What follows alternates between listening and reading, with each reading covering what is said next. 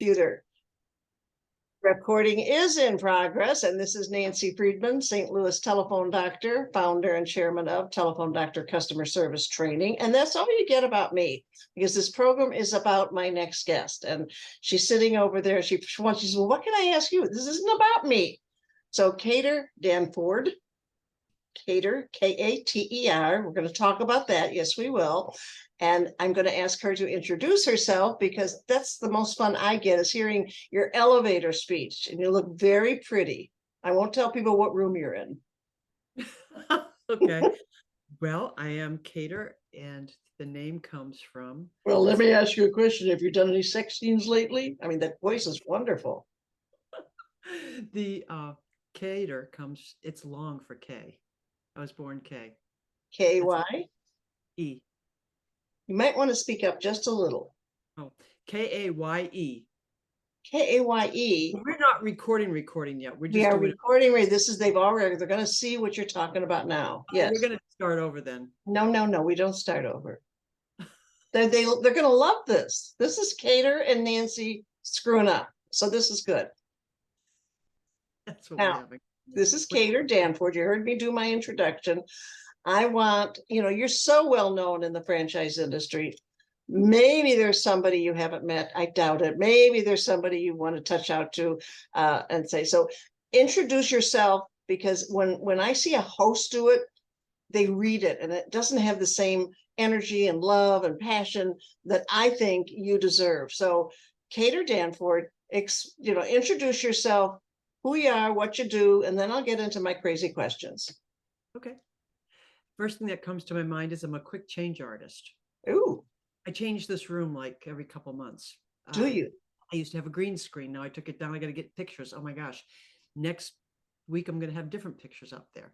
So what I love to do that really relates to my personal and my professional life is I like transforming spaces. I love to take a space and make it different. I like to make it better. I like to make it pleasing, that I can go, oh yeah, I love being here. And one thing I've learned, I used to be an organizer, is if you take away all the other stuff, you're left and you keep only the things you love, you're surrounded by a really good situation. So I'm going to ask you to speak up just a little louder, just in case I can hear you, but I want to make sure everybody else does. You just said a couple of things that I got to question you about. And that is, I used to be an organizer. Like I call her my clutter lady. Is that an insult? no, not at all. So But I she's, used to be a clutter bug and a collector, and no longer am I. I'm not a fastidious neatnik either.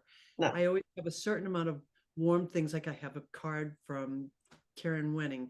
I have a card from my dog from Valentine's Day, and I have a Be Proud, Courageous from a friend who sent me a Get Well card. I keep those up, and then I'll change it for something else. I save cards. Do you save cards? I used to. And then my clutter ladies said, why do you save these cards? I said, because I like the people. Are these people still living? Yes. Well, call them. So I'm a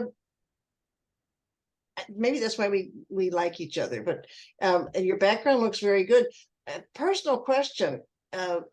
You're in a room. Is there anybody else in the room with you at some time or another? Or is this Yeah. your personal room? This is my room. This is your room. Okay. I do share. This is actually a guest room, and I share it with my 7-year-old granddaughter. Okay. Well, let me question. You are married, correct? I am. Okay. So if I did that in my house, if I move something in my house, I mean, it gets on Fox News, because Dick cannot stay, and he doesn't mind change, but change for no reason, which you and I might do.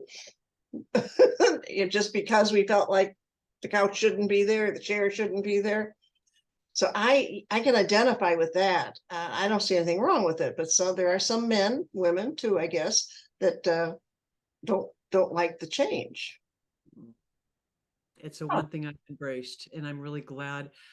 I think part of me being, I had mentioned that I'm left-handed. I see things from a different perspective. I don't come at things the way the majority of people will see things. And with that are gifts and also disadvantages. Certainly. With anything. I've been labeled, Nancy. Well, I'm right-handed, and with that comes gifts and disadvantages. So I hear you. Ooh, that's not supposed to be there. But let's talk just from like at the business out, because maybe there's, I say, maybe there's one person who doesn't know who you are. So do your little elevator speech on what it is you do, company you're with, just so nobody says, well, you didn't let her talk. So now's your chance to talk. Okay. Well, first, there are tons of people I've never met that I want to meet in the franchise industry. And what I'm enjoying right now the most is really getting to a place that I do feel like I belong, especially with the supportive supplier side, and now gaining the trust of, our clients, which is so rewarding. I would say I work for Northeast Color, and I head up the business department there, You and have the what department? the biz dev, business Business development, development, right? sales. It's actually more than sale. It's just reaching out for the people who might be needing what we have. And so And what do you have? That's what I want you to tell people. I mean, I know because I was privy to some of the information, et cetera, a long time ago. But what Northeast Color does, their mission is to work with brands, and whatever their signage, their interiors look like that tell you you're in that space, that's what we create, is that whole vibe, the atmosphere, anything that's branded, signage.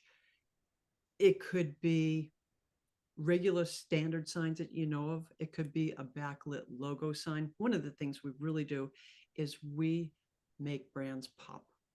We ah, enhance the brand. That's our special sauce that we like to do. It's not for everybody, and not all the brands want that. But oftentimes, with just a little bit of a tweak or a little addition of this or that dimension, a light, we can really enhance the brands. that The biggest go thing ahead. that makes us probably most appropriate for the franchising, especially where they rebrand every so many years, is that we're constantly looking for ways that we can produce an item that's going to still give it the look and feel that you want, but possibly build it in a different way that it's been being done in the present. So if we can build it with different materials that might be lighter to ship, maybe a different size so that we don't have to send it freight, or a different material so it's going to hold up longer. Or maybe we're just going to say, well, what do you think about this other option? We'll usually meet somebody where they're at and say, we can do this or we can do that. Still has the same look and feel, but it's going to save you, or it's going to be better for your client. Feel the And look. I wasn't aware of all that. Take a look at that's my look. Well, Yes. I can never do that. This logo here, that is 40 years old, that logo, pretty near. And I don't want to change it. Why don't you want to change it, Nancy? It looks like it's from the 60s. Well, it is. Seven. Actually, it was from the 90s, I think. So it could use a little freshening up. I'm just, what would you do to that? I mean, If you wanted to keep that dial phone, the telephone in there, what I would do is absolutely make your telephone doctor the surroundings in a 3D piece. I would take a piece that's probably about that thick and create it. Now we're talking about a logo that's on the wall. This is actually on a picture, so it's different. And the buttons I would also pop out.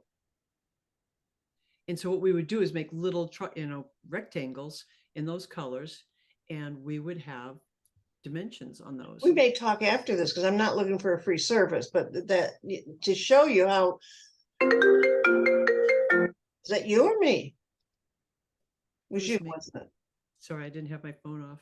Didn't have her phone off. Is Is this your first interview, Cater? Okay. Okay, so I learned something that I didn't know about you, and hopefully maybe somebody else, you went a little deeper. That's great. I wanted to go back to your name because even at my office, when I put it, like my friend Cater or something said, but you misspelled her name, and I said, didn't misspell her name. That's her name. Well, why does she have a name like that? So how did it go from Kaye to Cater? Your turn. Nancy, I think we might take this out on a coffee thing, but suffice to say, well, I used to be in catering, and I'm known to, cater to Gator. situations, Catering. and it's stuck. I was living in California at the time, and it's stuck. I My middle name begins with a T, which I actually disconnected my middle name and just used the T, so it's KT, and I was never Katie or Kathy or anything like that. And you Kater never, actually is quite appropriate. actually, that's it. I love hearing stories. There's people whose names have, no vowels or they're longer than they should be. And I just love to hear how a name came about because sometimes they say, my mother gave it to me and I don't know why. But hearing that you were in the catering business Yes, in California, how did you get, you're where now? What city? I'm in Santa Rosa, California. Santa Rosa, but you don't live there. I do not. I'm a gypsy at heart. I am from the East Coast.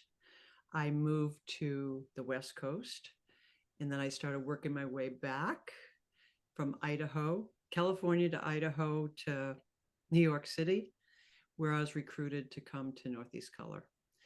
And that's a really cool story. Yeah, this is following the bouncing ball. You're Yeah. terrific. You are so well liked in the franchise industry, and I love to see. And everybody loves her. I wonder what Cater's going to say about this because there's always something you can say, and in line with my mentality, it's always positive. Uh, and that's a trait I believe. I like to think I have it, and I know you have it. Uh, how does Cater handle the negativity that comes into her life? I want to see if it's like me. I had a storm of negativity happen to me this weekend. It came in, I spoke about it, I named it, I blew it off, I let it sit. And the next day was a little bit of a residual, and then it's gone. And it's gone. I just am very blessed with the fact that I am basically a happy person. I really think that is it. And I am somebody who does gratitude lists every day. And I think the attitude of gratitude has helped me keep things in perspective. But there's just sometimes I can't get unstuck. On Friday, I was stuck. It just felt like, oh, this doesn't feel good. And it's like, it doesn't feel good to stay there. Isn't that interesting? Because people ask me, Nancy, you always have a smile on your face. You're always so happy. I was born this way. When my father told me, Nancy, when your feet hit the floor, that's the attitude you take. And so, and I'd say to them, just like Cater, but there's just no value in getting upset and getting angry. And I don't, neither one of us want to be around unhappy people, do we? It's a challenge. Yeah, it just, I have a very short threshold.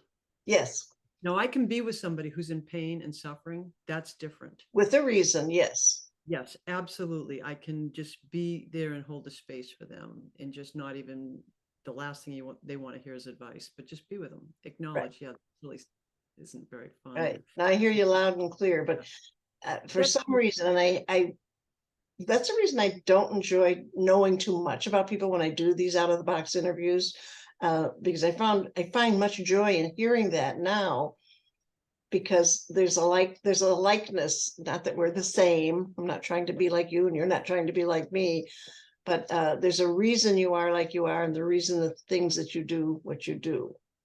Does that make sense? I was raised in a really good family. Moderation. My parents were from New York City. They moved to Massachusetts.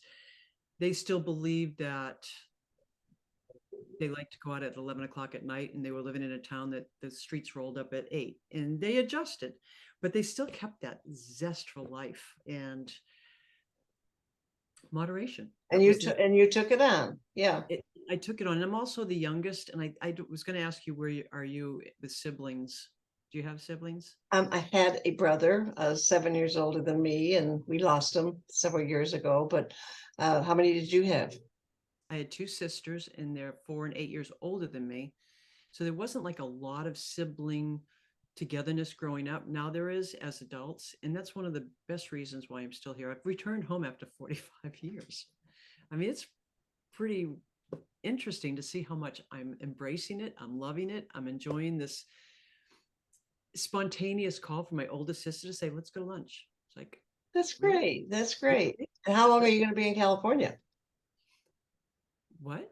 Or none of my business. Did I tell you that I don't know? You know how people put out, I'm proud to tell you. I think I'll put that out. I'm proud to tell you that I'm going to be president or CEO or that I've taken a position of franchise development. I have an announcement to make. I am the president of the It's None of My Business Club. And now I have a lot of vice presidents. But I am president. I ask sometimes the weirdest questions to Dick says, that is none of your business. I said, well, then that's all they have to tell me is that's none of your business. But But you asked me about California, and I'm not sure. I'm not going to California right now. But you're there now. I'm back east. I went from New York City back to New Hampshire. Oh, sorry. So where I went back, where I got recruited to Northeast Color is in the Northeast. I'm in New Hampshire. Well, I am like about 20 miles from where I grew up. And I get that, and I'm not going to roll back, but I believe when I said, where are you now? You said, I'm in Santa Rosa, California. Oh, you said, where are you now? Meaning that story. I'm sorry. I was taking that. See how we get confused with, it's called communications. Oh, can you picture the people watching? Exeter, New Hampshire. Hey, everybody who's ever watching this, just follow the bouncing ball. They won't. There's only a certain personality who can keep up with us, and believe me, that's true. Keep up with us is the quick change of conversations, the mind. I know that my husband has said, we've only gone down 2 streets and you've changed the subject 4 times. Well, and are you ADD? Are you ADD? I'm sure I am. I'm a proud ADDer. I am. Well, I would say it's calmed down considerably. So I don't even think of that as my main thing, but of course, yes. Well, and ADDers don't come on like gangbusters, but they do change their mind a lot. They do change their backgrounds a lot. Hello. Change is something that we look at it as improvements. Exactly. To do something like that. You're so much fun. You're so much fun. What are some of your hobbies besides skiing? And I raised that because of your little issue. I didn't know exactly what part of your body got hurt. I actually broke my hip. Broke her hip. Boys and girls, that's major stuff. No wonder you didn't go to IFA. No. We're going to talk about IFA friends in a minute. So if you're worried that we haven't mentioned your name, stick around. So one of my biggest hobbies and joys are playing music. I saw that. And you play the large, what do they call the oboe? No, upright bass. Upright bass. Were you thinking cello maybe when you said the cello? A lot of people think it's cello. Cello, and there's another one. Bass. All right. So how long have you been playing that? About 25 years. Wow, that's good. That's good. And do you play like professionally or just in the living room? Or just I'm like a busker. Somebody would be on the sidewalks playing. Really? 25, you get $1 tip here or there. Yeah. So I'm finding so much. Maria Corsera. I know. Yes. Yeah, she's my new friend now that I interviewed, and she's a professional singer. So I didn't know that. And now, would you put yourself in the professional? No, Maria is a professional. I am not. Emily George is also another hidden. I've got to meet her. I have not met Emily George. She is a concert violinist. Oh my goodness. Concert, but she's a classically trained violinist. I said, can't you just come fiddle with us? I'm definitely somebody who plays really fun music. You want to go to a barn, have a party, that kind of thing. We've done some Irish music for contra dances and things. And, I've picked up this mini accordion lately. Oh my goodness. Does it come like naturally to you? No, not at all. None of these things come naturally to me. The basses come easier than the others, but I just use like these little buttons and drone. I don't like play all those notes that matter. I hold like a bass line, and it's been kind of fun. Wow, that's so much fun. The difference between a professional and an amateur? No. Professional gets paid, amateur does not. There are great amateurs, there are bad professionals. And I was taught that in my theater career very, very early by a very famous name who I won't start name dropping. But there are, as you know, great professional actors and musicians and all that, and they don't get paid. And then there are people up on the screen getting paid Uber dollars that are not great professionals. So that's the big difference between an amateur and a professional. Anybody ever asked you, they just get paid. What are some of your hobbies? What are some of your hobbies, Cater? That's probably the biggest hobby. Your music. So what we do is, yeah, my brother-in-law built a barn, and he said, I'm building it for music. So what we do is get people together for jams. And that's what I love to do. I just love to be with people and play music with them. And every person bring their own flavor. And I particularly love harmonizing with my husband. Got a great voice, and he can harmonize anywhere that I'm at. Isn't that terrific? We're looking at an open mic this week at Throwback Brewery. I love open mics. I love open mics. My husband used to play the trombone. And he loves jazz. Yeah. So we have several trombones, and he stopped playing because every time he went to play it, the dog would right with him. And he said, must say I should stop. So he hasn't played in a while, but we still have the trombones. That's a pretty high. I used to go watch him play. Anybody, do you need a trombone player in your group? You know, we can fit a trombone player, and we fit a saxon, a clarinet player, even though we're pretty much all acoustic. We have somebody who can play keyboards, somebody who does like percussion on like a percussion box or congas or djembes rather than a whole. They play the triangle. I can do the triangle. The triangle. I'm so excited I met you. Typically, we have not met face to face, ladies and gentlemen, and that's the point of these out of the box interviews. I'm sure Cater reached out to me on LinkedIn somehow or another several years ago, probably during COVID. It was. I was enamored by her phone call that just said, I didn't want to meet you on LinkedIn. I wanted to call you. And she called me. And, you know, as a telephone doctor, I do that, but very few people pick up the phone, quote, just to say hi. I'm glad I know you. I'm glad I met you. You know, let's talk again. And thank you. I haven't never thanked you for that first call, but it made obviously a great impression on what is already somebody to be impressed with. You look so pretty. I'm taking our picture. In fact, I got to do that for the show anyway. I'm so glad you're wearing something fun. All right. So you got to look up and say, I like Nancy. Should I put your mask on? All right. Let's see if I got a good one here. Oh, yeah. Looks pretty good. You look beautiful. Great smile. Thank you. Oh, you're welcome. So what didn't I cover? Because I don't want to keep you too long, because, you know, if we do this again, I want to have stuff to ask you. Have you ever written a book about that? I have not. My husband's writing one right now, though. About what? Nursing homes, the state of things to know. Nursing home reform. Is he? I mean, he's the director of ombudsman for the New York City 5 boroughs.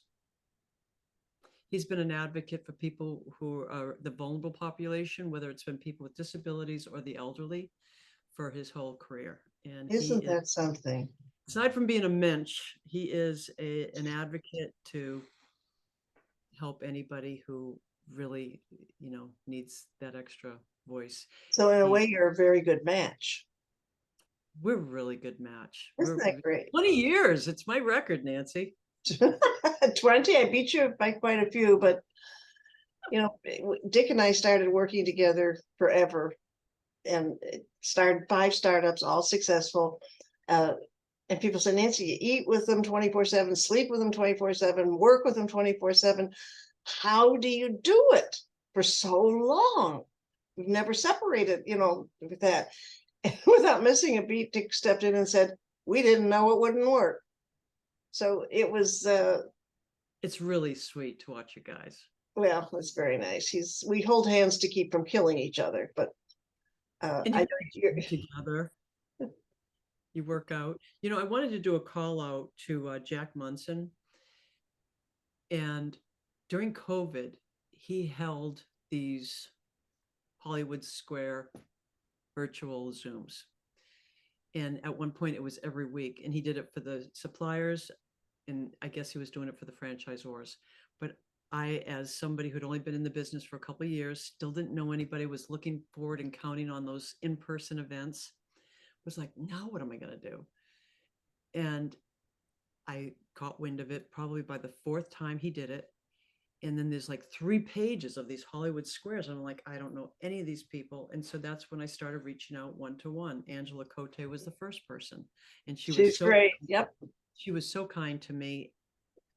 Rebecca Monet was the next one, Marianne O'Connell, people who I would have seen and I was kind of intimidated with also. I kind of went that route and it worked out just beautifully. At this point, Well, knowing you just are so perfect for this industry. I don't know if you know that I was a former franchisor in my old lifetime, and you just worked into this business.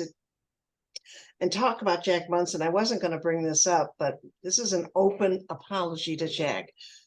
He got a little mad at me one time, and I'm going to tell the story only because I think it needs to be out there. I'm here in Florida. This is about 2-3 years ago. It was during COVID. And I saw on television a gorgeous man. And I thought it looked a lot like Jack. So I took a picture of the screenshot and grabbed a picture off LinkedIn of Jack and this guy. And I put it on LinkedIn. And I posted it. I mean, the only similarity really was the hair, or no hair, I should say. And I posted it within 30 seconds, because I tagged him. Take that off now. He was, I think, a little, and it was a good-looking man, and he's a good-looking man. I thought, I don't know, I didn't get the why there, and I never have. And so, Jack, if you're watching or listening, or anybody wants to get to him, I am apologizing publicly as I can, if I hurt your feelings or did anything wrong. There goes, a sense of humor gone astray, perhaps, where I said, this is great. I mean, there was not, I didn't see anything to be offended at, or I wouldn't have done it. I've never done it since. But haven't you ever seen anybody say, oh, that looks just like Susie Smith? And you put the two together, and of course they don't look alike. But this was a well-known actor of, anyway, Jack, I'm sorry. He is the one who is, I would say, who provided the gateway for me to feel connected into the community. I bet. And it's been a game changer. So I will forever be grateful. And all to anybody in the industry who feels like they're just not connecting with people. First of all, direct message me, we'll connect. But I think getting out and asking people for one-to-ones is probably one of the most powerful things you can do. Even if it's 10 minutes, 15 minutes, it doesn't have to be a half hour or an hour. And right. So I think that's a good way to wrap it. It is a good way. It's a good way to wrap up. It's a good way to say thank you for all you do, not only in the franchising business, but just being a good person. I like to surround myself with good people. Cater Danford, Northeast Color. She's on LinkedIn. If you haven't LinkedIn with her, please do. Thank you for being a fun. Oh, we didn't mention Pete Baldine. He's going to get all upset. Who? Pete Baldine. Don't say who again. You're going to get in trouble. He's one super dude. Pete is. I was just going to say, Pete's the dude. Yeah, he's. I think you know how People has the sexiest man of the year. He would be a good candidate for the sexiest man in franchising. I don't know who I could talk to about that. There's a couple others, definitely, I would suggest. But Pete, you're a good contender, as they say. I'm a contender. Who said that? Marlon Brando, I guess. I would actually ditto that. Pete, yeah. We love him. And also the Whiskey Wednesday had just been another way to connect too. And so, I went on drunk one day, and I haven't been on, not drunk, pretend drunk. But yeah, that's fun. It's a wonderful Fran family. I am blessed to have been in it. I still in it speaking wise, but I wish I should be a little more, I guess, intricate in the supplier end of it.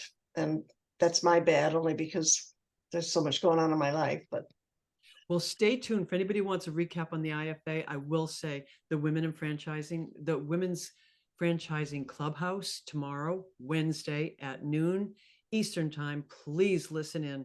Robin Gagner does an incredible job. Michelle Rowan in her first started it during the tail end of the COVID, I think June of 2022.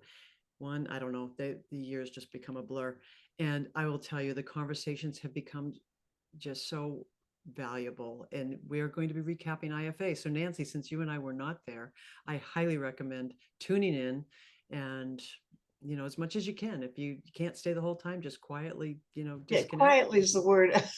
Apparently, nobody wants to know if I've come or gone. No, it's too Okay, so distracting. if I do, Michelle and Robin, I will quietly enter and question. Don't ask me to raise my hand then, because that to me says, "Oh, she wants to talk." I hope I can. I'm down in the Florida Keys right now, and the days are flying by. But if not, isn't there a place where Clubhouse gets recorded? Do they record it? Session is now recorded. Good. Yeah. So somebody can send me a link if I don't get there. Absolutely. It's actually all in the posts all the time. And I usually tend to repost or Repost for me. Thank you, girlfriend. I will. And I just want to let you know that I love your num calls. When you called that out, I knew that we were birds of a feather. If you want to explain what that is before we go. Well, you're kind. A num call simply means a no ulterior motive call. And Dick created that many, many years ago. Why do you need a reason to call somebody? Why don't you make a no ulterior motive call? I'm going to call it a num call. Num emails are good too. Num emails where you don't need to know how anybody is, checking in, all is good here. Are you okay? Num calls are fun, and I appreciate your mentioning that. You were a good one to numb on. Come on.